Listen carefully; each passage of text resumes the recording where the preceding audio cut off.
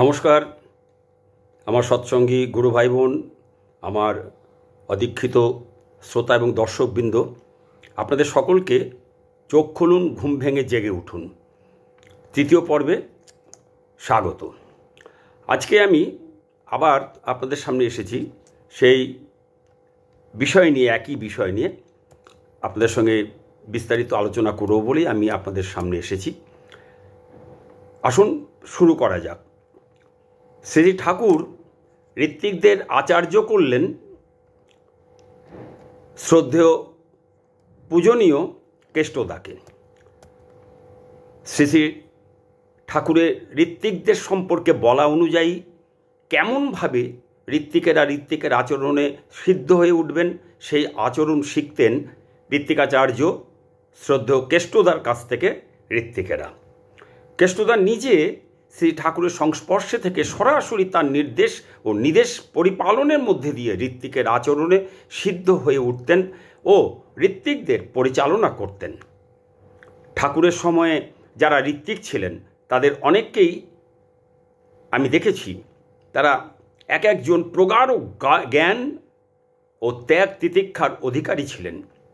ভারত ভাগের আগে ও পরে পাবনায় ও দেওঘরে যারা ঠাকুরের সংস্পর্শে ঘনিষ্ঠভাবে এসেছিলেন, ঠাকুরের লীলাসঙ্গী ছিলেন, তাদের অনেকেই আজ নেই। আর যারা আছেন তারা প্রবীণ, বয়োজ্যেষ্ঠ, ঠাকুরমগ্ন। আমার দীক্ষা হয় 1964 কি 65 সালে, আমার ঠিক মনে নেই। তখন আমার 12 বছর বয়স। আমার ঋত্বিক ছিলেন শ্রদ্ধেয় হরপ্রসন্ন মজুমদার, আর আমার মা বাবার ঋত্বিক ছিলেন শ্রদ্ধেয় জ্যোতিঋত্বিক নরেন্দ্রনাথ মিত্র। ছোটবেলা থেকে জ্যোতিঋত্বিক, নরেন্দ্রনাথ মিত্র ঋত্বিক, হরপ্রসন্ন মজুমদার ও আরও অনেকে, এবং আরও পরে পরে শ্রী ঠাকুরের ঋত্বিক ও অনুলেখক শ্রদ্ধেয় ডক্টর রেবতী মোহন বিশ্বাস, শ্রদ্ধেয় ঋত্বিক ও অনুলেখক মণিলাল চক্রবর্তী ও আরও অনেকের সঙ্গে অত্যন্ত ঘনিষ্ঠভাবে মেলামেশা করেছি। আজও শ্রদ্ধেয় মণিদার সঙ্গে ঘনিষ্ঠ যোগাযোগ আছে। যখনই তার সঙ্গে দেখা হয়, তার মুখ থেকে পুরনো দিনের অনেক কথা শুনতে পাই, জানতে পারি। আজও তিনি 96 বছর বয়সে, তার মধ্যে যে যৌবন এখনও পর্যন্ত অক্ষুণ্ণ আছে, সেটা থেকে দেখে বোঝা যায় যে না, ঠাকুরকে ধরে থাকলে মানুষ কোনোদিনই বুড়ো হয় না। যাই হোক, মণিদার সঙ্গে আজও ঘনিষ্ঠ যোগাযোগ আছে, এবং দেওঘরে মাঝে মাঝে যখন যেতাম, শ্রদ্ধেয় ঋত্বিক ও প্রধান অনুলেখক প্রফুল্লদার সঙ্গেও তখন কখনো কখনো দেখা হতো। কিন্তু সম্ভবত 1991 কি 92 সাল হবে, তার সঙ্গে ঘনিষ্ঠভাবে মেশার ও কথা বলার সুযোগ হয়েছিল, এবং অনেক কথা হয়েছিল।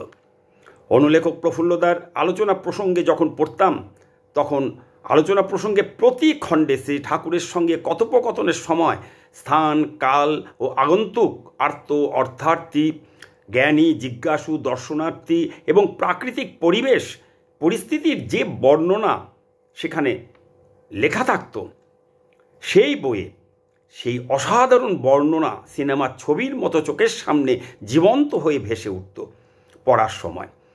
এমনই শক্তিমান কলমচি ছিলেন প্রফুল্লদা। শ্রী ঠাকুর প্রফুল্লদাকে নারায়ণী কেরানি বলতেন। শ্রী ঠাকুরের বিভিন্ন বিষয়ের ও বিভিন্ন সমস্যার অসীম রহস্যময় গভীরে প্রবেশ ও তার অভূতপূর্ব নিখুঁত নির্ভুল পূর্ণ সমাধান পড়তে পড়তে শ্রী ঠাকুরে মগ্ন হয়ে একাত্ম হয়ে যেতাম নিজের অজান্তে।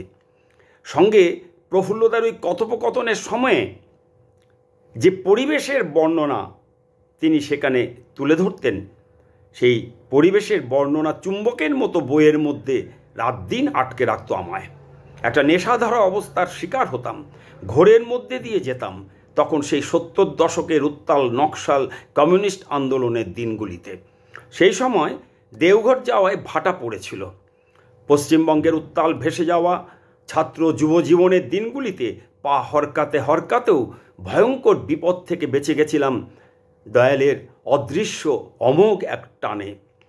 আজও সেদিনগুলির নানা রহস্যময় ঘটনা বারবার ঘটা সেই রহস্যময় ঘটনাগুলি মনে পড়লে শিউরে উঠি ও কৃতজ্ঞ চিত্তে স্মরণ করি ঠাকুরকে, চোখ জলে ভরে ওঠে। আলোচনা প্রসঙ্গে বইয়ের প্রতিটি খণ্ডে প্রফুল্লদার লেখনীর সাহিত্য মূল্য অসাধারণ উচ্চ মার্গের।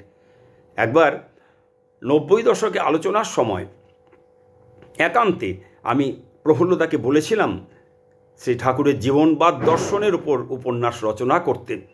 একটু কৌতুক মিশিয়ে সিরিয়াসলি বলেছিলাম, আমি প্রকাশ বিশ্বাস, প্রকাশনার দায়িত্ব আমার। তিনি মিষ্টি হাসি হেসেছিলেন, কিন্তু সে আশা আমার পূরণ হয়নি। আজও চোখের সামনে ভাসে প্রফুল্লদার সঙ্গে ঘনিষ্ঠভাবে একান্তে কথা বলার মুহূর্তগুলি। এছাড়া স্কুল জীবনে আমি বাবা মায়ের সাথে দেওঘরে গেলে দেওঘরে যারা থাকতেন তাদের সঙ্গে দেখা সাক্ষাৎ হতো। এখনকার মতো সারা বছর এত ভিড় ছিল না। তখন আশ্রমের ভিতরে কিংবা বাইরে ফাঁকা পথে ঘাটে আশ্রমের ফাঁকা জায়গায় দেখা হতো ও কথা হতো। তখন চারপাশের ওই বিস্তীর্ণ ফাঁকা জায়গায় নিরিবিলি শান্ত সৌম্য প্রাকৃতিক স্বর্গীয় পরিবেশে ছড়িয়ে ছিটিয়ে সর্বাঙ্গ মাথা মুখে সাদা কাপড় দিয়ে ঢেকে বসে থাকা ধ্যানস্থ ভক্তদের দেখতাম, যা এখন আর দেখা যায় না। এই কথাগুলো আমি বললাম আপনাদের সামনে এই জন্যে যে তাদের সঙ্গে মেলামেশার ফলে তাদের অসাধারণ জ্ঞানের পরিচয় পেয়েছিলাম। ফলে ঠাকুর সম্পর্কে জেগেছিল তৃষ্ণা। আর আমার সেই সময়টা ছিল ভয়ঙ্কর এক সময়, ভরা যৌবন, 60-এর দশকের শেষ দিকে এবং 70 দশকের উত্তাল পশ্চিমবঙ্গ, কমিউনিস্ট আন্দোলন, উগ্র নকশাল আন্দোলনের তোলপাড় পশ্চিমবঙ্গ, বিপর্যস্ত জনজীবন, শুধু মৃত্যু মৃত্যু আর মৃত্যুর হাতছানি। সেই হাতছানিতে ঘরে বাইরে স্কুল কলেজে কলে কারখানায় সমাজের সর্বস্তরে ইয়াং জেনারেশনের আত্মত্যাগ আর পুলিশ মিলিটারির দাপাদাপি।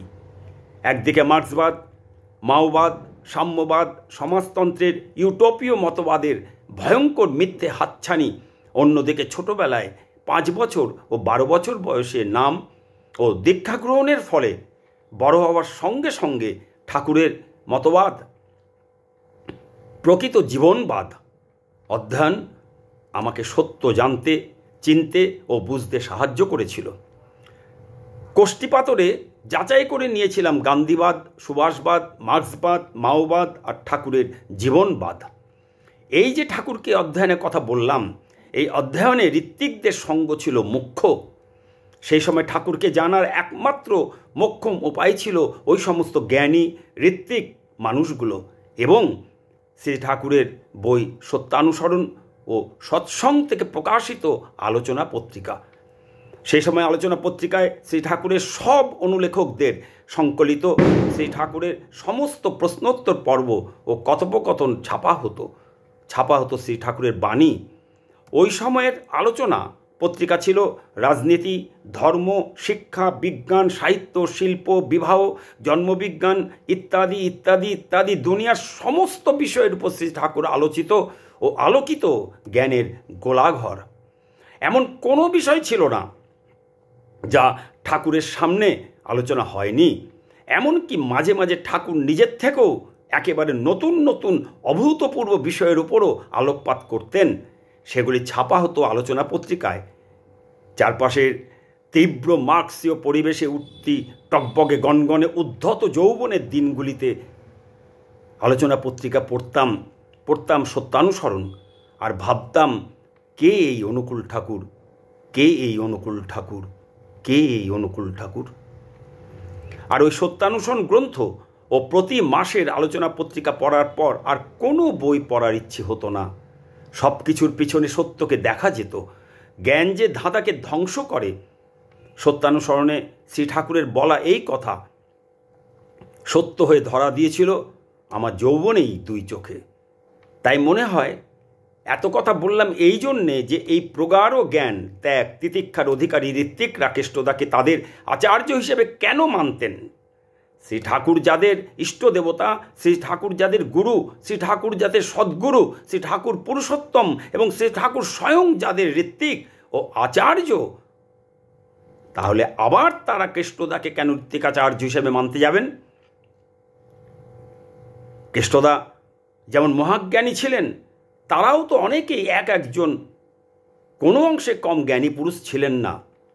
তাহলে তারা কেন আর একজন ঋত্বিককে আচার্য হিসেবে মানবেন? মনের মধ্যে প্রশ্নগুলো উঠত। আজও সেই মনের মধ্যে সেই সময়ে ওঠা প্রশ্নগুলি আজও মনের মধ্যে অনুরণন তোলে। তাহলে হয় তারা প্রত্যেকেই ঠাকুরের শিষ্য হিসেবে মহান ছিলেন। ঠাকুরের বাণী, প্রশ্ন তোমার অস্ত যাওক রহুক যুক্তি সরে, তোমার আজ্ঞা করব পালন মরণ স্তব্ধ করে। ঠাকুর এই বাণী অন্ধের মতো পালন করেছিলেন সেই সময়ে ঠাকুরের ঋত্বিকেরা। নতুবা তারা কেউ কেউ অন্তর থেকে কেষ্টদাকে তাদের আচার্য হিসেবে মানলেও আবার হয়তো অনেকেই বা মানতেন না, কিন্তু সেই ঠাকুরের সামনে মুখ ফুটে কিছু বলতেন না। কিন্তু তখন কেন কেউ প্রশ্ন তোলেননি যে সেই ঠাকুর যখন একাধারে ইষ্ট, একাধারে গুরু, পুরুষোত্তম আচার্য ঋত্বিক, তাহলে কেন কেষ্টদাকে আলাদাভাবে আচার্য হিসেবে মানতে যাব? বলতেই পারতেন, প্রশ্ন করতেই পারতেন। সব রকমই তো প্রশ্ন শ্রী ঠাকুরকে করা হয়েছিল। জানি না এই বিষয়ে কোনো প্রশ্ন করা হয়েছিল কি না ঠাকুরকে। যাই হোক, যদি প্রশ্ন করতে পারতেন তারা, তাহলে দুধ কা দুধ পানি কা পানি ফয়সালা হয়ে যেত।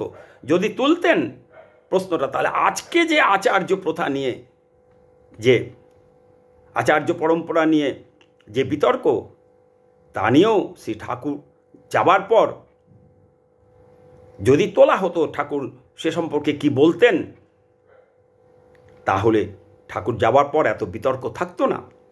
কিন্তু দুঃখের বিষয়, আশ্চর্যের বিষয়, শ্রী ঠাকুর দেহ রাখার পর বিতর্কের বিরোধিতার ঝড় বয়ে গেল। শ্রী বর্দাকে কেন আচার্য হিসেবে মানব? শ্রী ঠাকুর থাকতে শ্রী ঠাকুরের শেষের দিনগুলিতে শ্রী ঠাকুরকে ছেড়ে দিয়ে শ্রী ঠাকুরের ফটো মাথায় নিয়ে বন্দে পুরুষোত্তমম ধ্বনি দিয়ে শ্রী ঠাকুরের সামনে দিয়ে বেরিয়ে গিয়েছিলেন যারা, তারাও বুঝে গিয়েছিলেন শ্রী শ্রী বর্দার উপর শ্রী ঠাকুর সৎসঙ্গের সমস্ত দায়িত্ব দিয়ে যাচ্ছেন। কিন্তু ঠাকুর সব বুঝতে পারতেন। তাই ঠাকুর তার 24,000 বাণী ও প্রশ্নোত্তর পর্ব ও কথোপকথন পর্যায়ে সব প্রশ্নের, সব আশঙ্কার তিনি সমাধান দিয়ে গেছেন। এই যে শ্রী ঠাকুরের দেহরূপে উপস্থিতির সময়ে শ্রী ঠাকুর স্বয়ং ঋত্বিক হিসেবে থাকা সত্ত্বেও, এমনকি শ্রী ঠাকুরই দীক্ষা দেন ঋত্বিকরা মাধ্যম মাত্র, এ কথা জানা সত্ত্বেও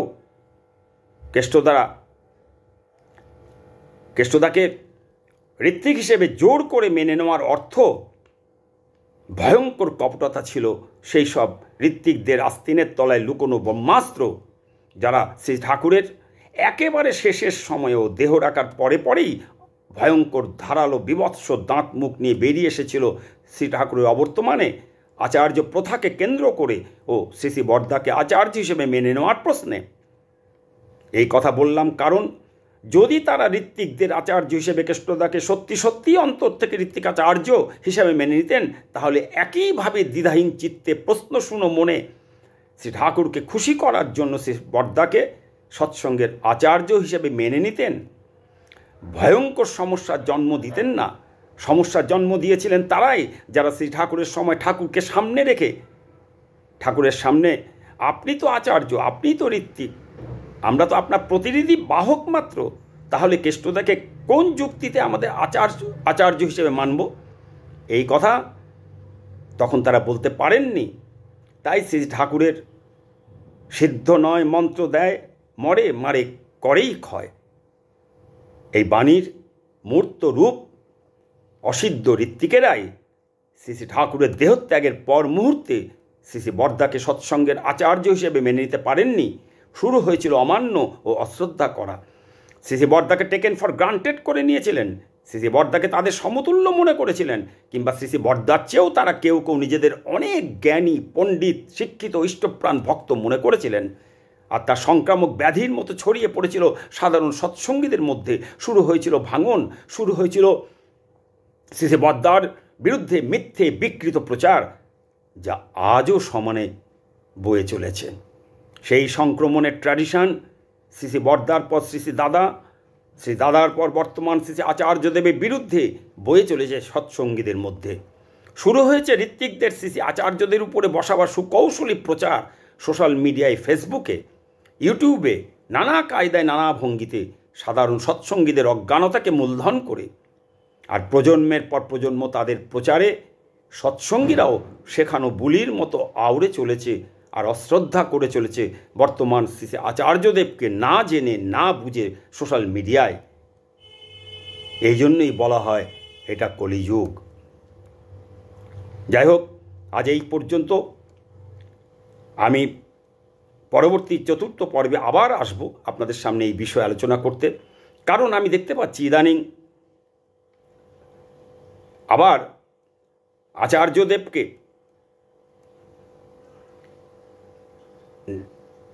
নানাভাবে দেখানো হচ্ছে যে আমার হাতের সামনে, ঘরের সামনে ঋত্বিক, তিনি আগে, আর অনেক দূরে বছরে একদিন শ্রী আচার্যদেব। নমস্কার, জয় গুরু।